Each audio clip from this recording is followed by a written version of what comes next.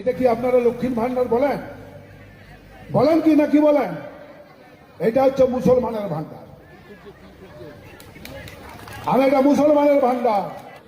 এটা হচ্ছে মুসলমানের ভান্ডার, এটা হচ্ছে মুসলমানের ভান্ডার।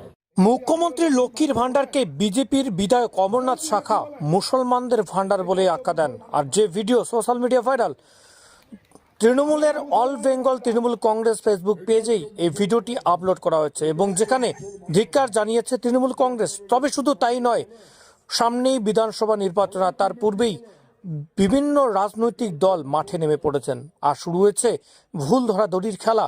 সেখানেই বিজেপির বিধায়ক অমরনাথ শাখা এই দাবি করে বসেছেন বলে দাবি তৃণমূলের। দেখুন আরো একবার সেই ভিডিওটি।